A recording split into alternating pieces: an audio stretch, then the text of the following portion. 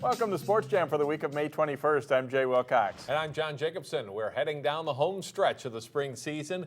Today we'll meet an outstanding track athlete from Hopkins who has battled an injury this season, and we'll have highlights from conference meets in track and field. Up first, softball. Section play starts this week for the big school teams in the area. District 279 rivals Maple Grove and Park Center are the top two seeds in Section 5 3A, and they met up with the Northwest Suburban Conference Championship on the line. Maple Grove leading Park Center by a half game coming in. A great defensive play as Maple Grove third baseman Mandy Mauk makes a diving catch on the bunt, throws to first to complete the double play. The pitchers dominate early. Haley Sadler for Maple Grove and Nicola Tate of Park Center, they match zeros through the first 3 innings of play.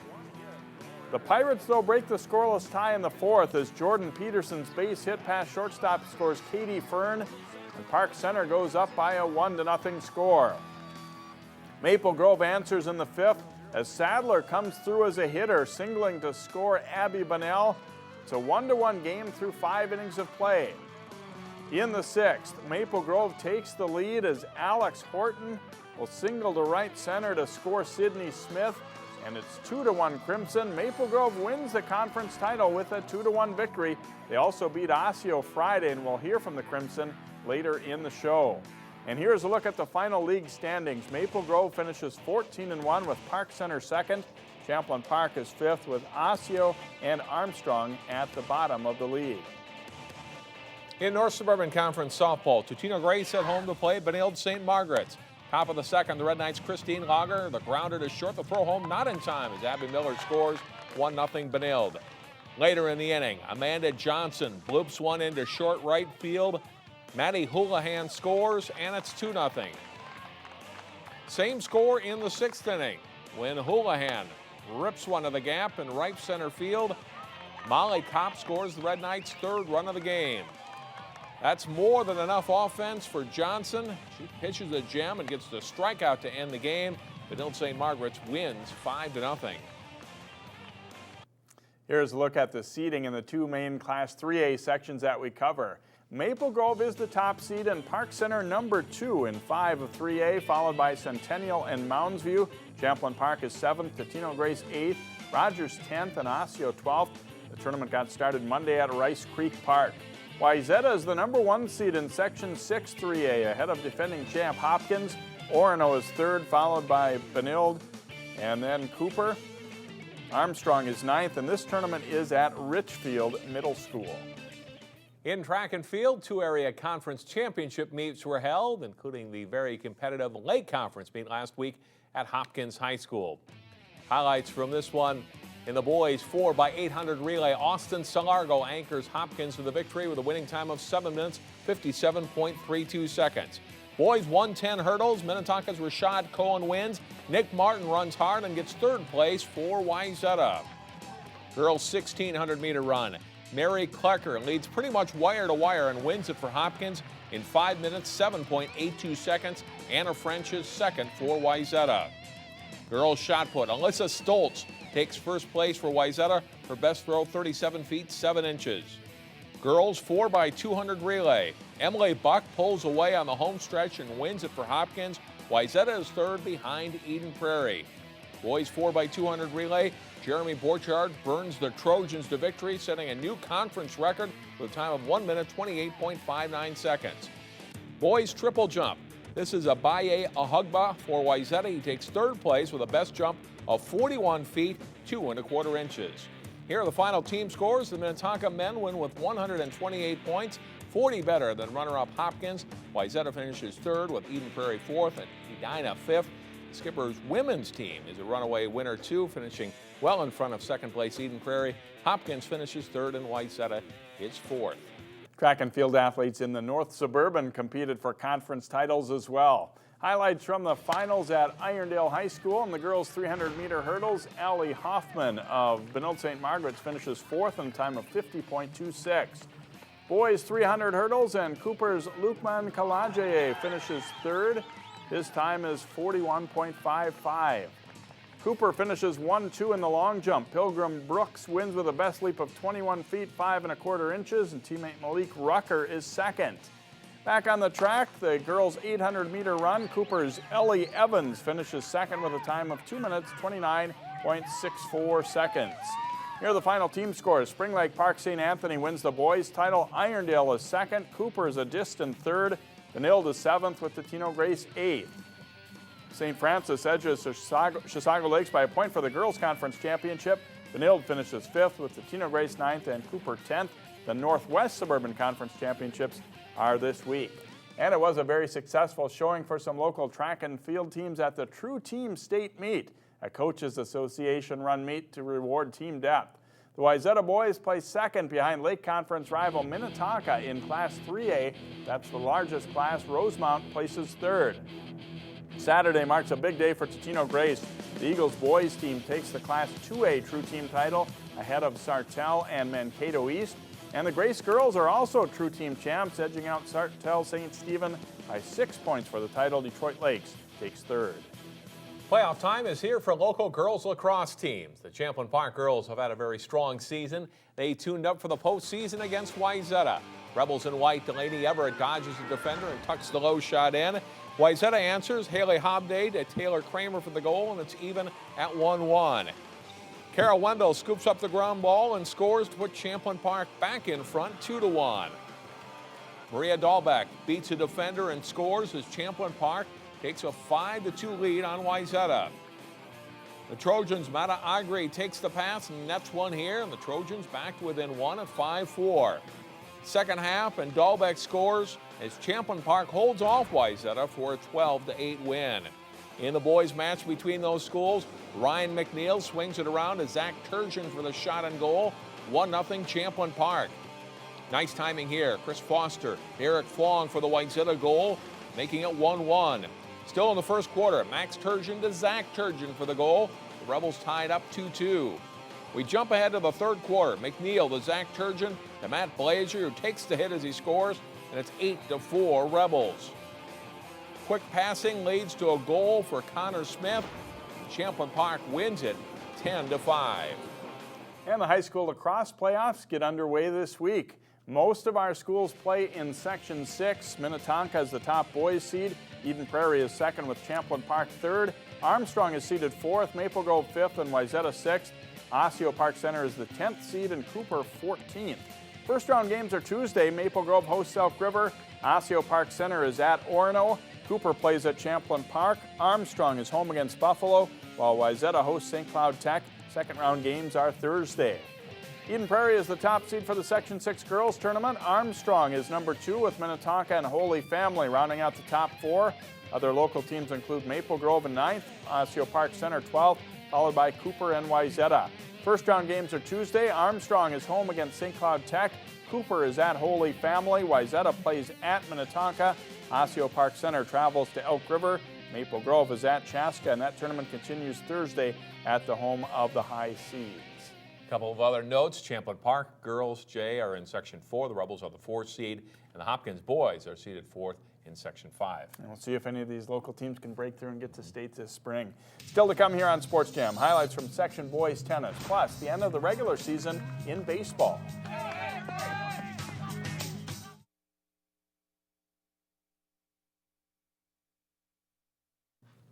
For the first time in the program's history, the Maple Grove boys tennis team earned the top seed in their section. The 8th-ranked team in Class AA met a conference opponent in the Section 5AA semis. The Crimson hosting Blaine in this one. At number 1 doubles, Sam Endres serve sets up the smash winner for Andrew Nagel, and the Crimson take the point. Then Endres serving on game point. The return will be too long. Maple Grove takes the first set 6-4. They win the second 6-1. The 2 doubles, Trevor Kleinshay, a big serve for Maple Grove, but Ryan Carney with a sweet return down the line for the Blaine point. Kleinshay serves again. You'll get a better result for the Crimson as Derek Martin with an overhead winner. Maple Grove wins at 7-5, 6-2. To number 2 singles, Charlie Adkins delivering an ace here for Maple Grove.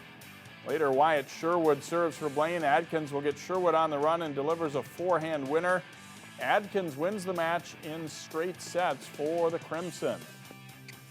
Number 1 singles, Zach Adkins serving for Maple Grove, and he jumps all over the return for a forehand winner here for Maple Grove. And later, Tyler Pratt will serve for Blaine, and this time Adkins comes to the net and gets the volley winner. He takes the match 6-love, 6-3. The Crimson wins 7-0. They're playing Mounds View for the section title.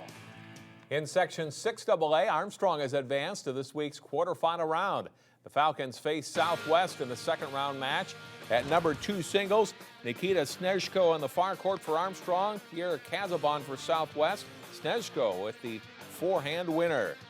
Then on match point, Snezhko steps into another forehand for the point, and he wins the match 6-2, 6-1. Number 4 singles, Luke Seberg serving in the far court for Armstrong. This is match point for him, and the smash winner ends it. Seberg wins in straight sets. At number 1 singles, Mark Conrad serving for Armstrong. He comes to the net and gets the point on a nice drop volley, and he's on his way to a win in this one. Conrad attacks again later in the set and gets another point with a volley to the open court. Conrad wins 6-4, 6-1 as the Falcons beat the Lakers 5-2. They're playing Minneapolis Washburn in the quarterfinals. Now to baseball, and the race for the North Suburban Conference title went down to the wire. 2 of the teams in contention for the championship met up in a key game as Cooper visited Totino Grace. With Cooper up 1-0, the Hawks' Newan Norke singles up the middle. Jay Tonsiger comes in to score. It's 2-0 Cooper in the top of the first. Grace answers in the bottom of the second inning as Sam Meyer rips a liner that bounces to the gap in left center. Bob McDaniel and Matt Ludy score on the play, and the Eagles tie things up at 2-2 through 2 innings of play. And Grace takes the lead in the third. Ludy will drop a base hit, and that scores Derek Lodermeyer. The second runner, McDaniel, though, trying to come to the plate. He is gunned down at home. The Eagles still take a 3-2 lead. In the fourth, Ismar Hernandez changes that with this base hit. He waits back and drives a 2-run shot into the trees in left, a home run. The Hawks go back in front 4-3 on the Eagles. In the fifth, Totino Grace's Ben Peterson, though, responds with a big bat of his own. This one will get out in a hurry. It's a solo shot for Peterson, and it ties the game up at 4-4. Cooper, though, takes the lead back in inning number 6. Zach Terrace will drive a ball deep, and the diving try for Grace isn't quite enough to haul it in. 2-run score as Cooper wins it 7-4. They also beat Irondale late in the week. The Medill St. Margaret's baseball team needed a win in their conference finale against Totino Grace to win the North Suburban title outright. Grace, meanwhile, looking to gain a share of the title. After loading the bases with bunts, Benild's Jimmy Heck bounces to first to score Dan Lebowski for a 3-0 Red Knights lead in the third. Down 4-0, Derek Lodermeyer singles up the middle. A.J. LaPanta is the second of 2 runners to score. Grace pulls within 4-2 after 3. In the fifth, Ben Peterson delivers a base hit up the middle. Again, LaPanta, the second runner in. The Eagles tie the game at 4. Top of the seventh, Benil breaks the deadlock. Hex grounder booted by the shortstop. Lebowski scores 5-4 Red Knights. Bobby Papetti follows with a single to score Scott Quinby for a 6-4 Red Knights lead. Papetti winds up on second on a throwing error. And Heck goes the distance, getting a comebacker to end it as Benil pulls out a 6-4 win to win the North Suburban title. It's a very big win for us. We needed that, and it feels.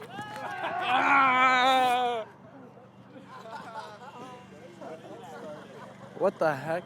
It feels good to be conference champions, for sure. That's funny stuff. What a reward for winning a conference title. The old pie in the face trick or shaving cream in the face trick, it works every time. Next up in our Sports Jam Spotlight, meet an all-state hurdler from Hopkins, hoping a lingering injury doesn't slow her down in her senior season of track.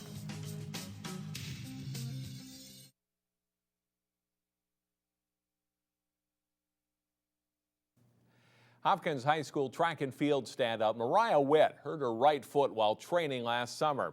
The injury went undiagnosed until early this spring when Mariah learned she had suffered a stress fracture. Here's her story in this week's Sports Jam Spotlight. It's not been a typical spring for Mariah Witt. The all-state hurdler is limping through her senior year of track. It was really hard at first. I had a lot of tears the first couple meets that I had to miss. Not getting to be out with the team, I'd have to go inside and bike or come to pool workouts in the mornings. because I couldn't run at all. I haven't been able to hurdle. It's been really frustrating. After sitting out the better part of a month with the stress fracture, Mariah is just now getting back into it. And time is critical. The section meet is just over a week away as she tries to qualify for a third straight year at state in the 300-meter hurdles, a demanding event. It's probably the most mentally challenging thing that I've ever done. I had kind of a breakdown before state my 10th grade year because I felt like my form wasn't good enough, and it just, I don't know, I had a really hard time. And then last year I was able to kind of fix my form, which gave me more confidence, but it's been ups and downs, and it's hard. Mariah won 2 gold medals at state in 2011 in the 300 hurdles and for running one leg of the Royals' record-breaking state champion 4x400 meter relay team. Both were special moments. It was awesome. I actually went into the meet, instead of being scared, I was excited. And I just went out there and gave everything I had and finally got what I deserved because I had been working so hard. And setting the state record 2 years in a row, especially with girls that I was friends with but I'd never ran with before, besides Bridget. But it was just awesome because being with other people and getting to celebrate that joy and excitement with other people just made it all the more rewarding because we worked hard for each other. An outstanding athlete in soccer as well, Mariah was named the Hopkins winner of the prestigious Athena Award for 2012. It's something that I've thought about definitely since I was younger. It's something that I always wanted, and so getting even nominated for it was awesome because I knew I had a chance. Then actually winning it was really cool. When the teachers speak of Mariah, they talk about how impressive she is in the class, how dedicated and hard worker she is to earn a 3.9 plus GPA, and all those things make her very deserving of being the Athena winner. Mariah says she has a passion to learn, and it shines in her work in the arts. She calls AP Art her toughest but favorite class. We turn in a portfolio for AP, and we have to turn it online like an AP test kind of, and it's actually been really stressful, but yeah, it's fun though. I get some emotions and stuff out. I guess I didn't really realize the things I could do. I've learned a lot, so I've had fun with that, and it's something that I'd like to continue because I enjoy it. She's an outstanding art student, and her work is always over the top as far as creativity, and she's extremely expressive and passionate in her work, and it comes out in her work. The presentation of her portfolio was as big a deal this year as a senior as getting ready for her senior track season and senior soccer season. So she's a very accomplished artist and is very passionate about that. Mariah is a 2-sport captain, and the time off this spring has allowed her more time to talk with and encourage her teammates. I kind of got to be the role a little bit more being injured this year. Just talking to other girls about their races, just trying to be really positive, cheering on everyone's races. I got to watch a lot more races this year being injured, which is actually kind of cool because I've always had my own races before and never really got to watch before, but it was cool. With a little more hard work and hopefully quick healing, Mariah Witt will be able to represent Hopkins again at state and put the foot injury behind her. It's been so hard. So many people have come up to me and are like, wait, why aren't you running? Or what's wrong? And then when are you going to be back? And I've even had people from other teams where's Mariah Witt? Why isn't she running? And it just it sucks because I know I should be out there, and certain meets I could have won based on last year, and it's been really tough. Witt will attend college and run track at Colorado State University next year. Mariah says she'll likely study biology and may minor in art. The Section 6AA track and field meet is next Tuesday and Wednesday at Cooper. Sports Jam returns in a moment as Jay talks softball with the Maple Grove Crimson.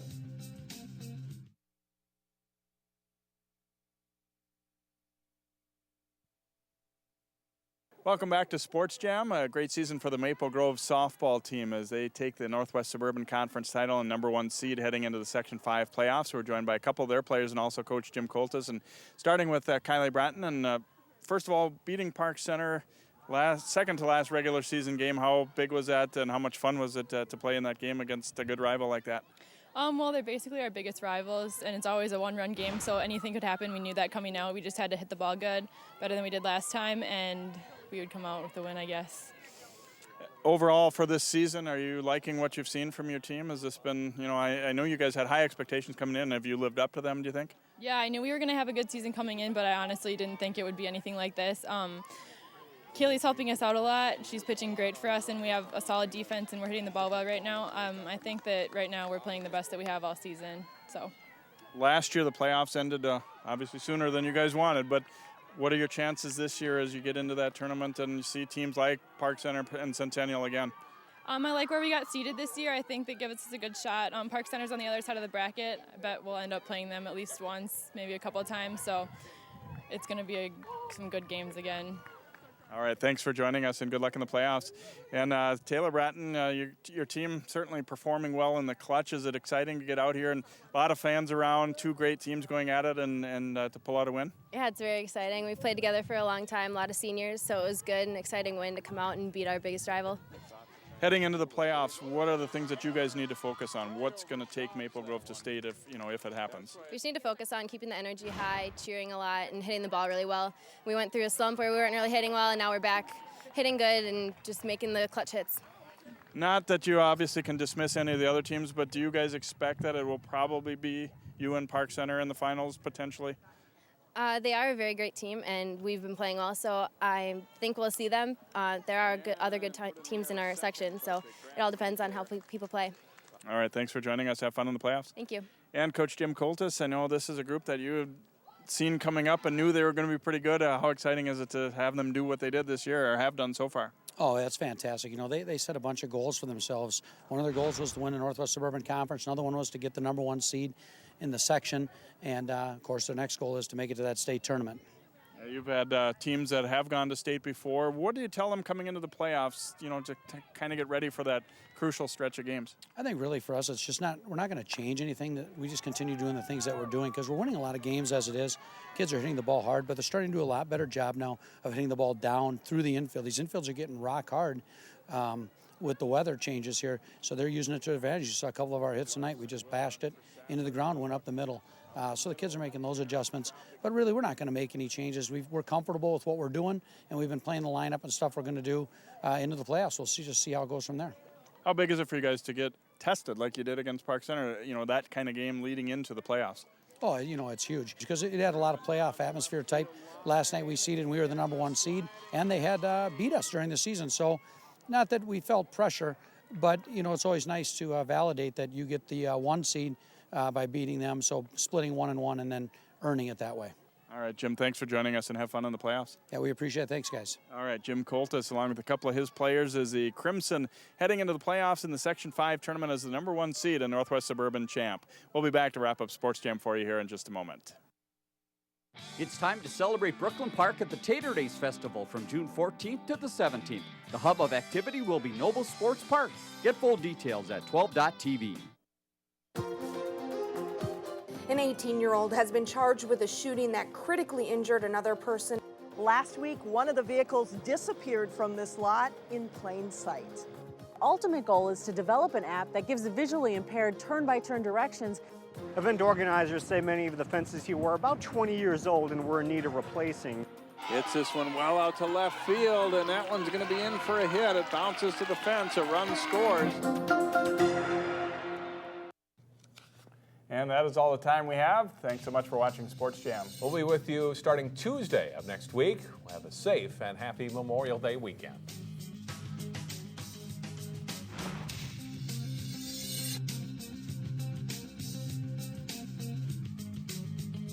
If you love marching bands, you won't want to miss the 6th Annual Osseo Marching Band Festival on Saturday, June 23rd throughout the streets of Osseo. Find out more at 12.tv.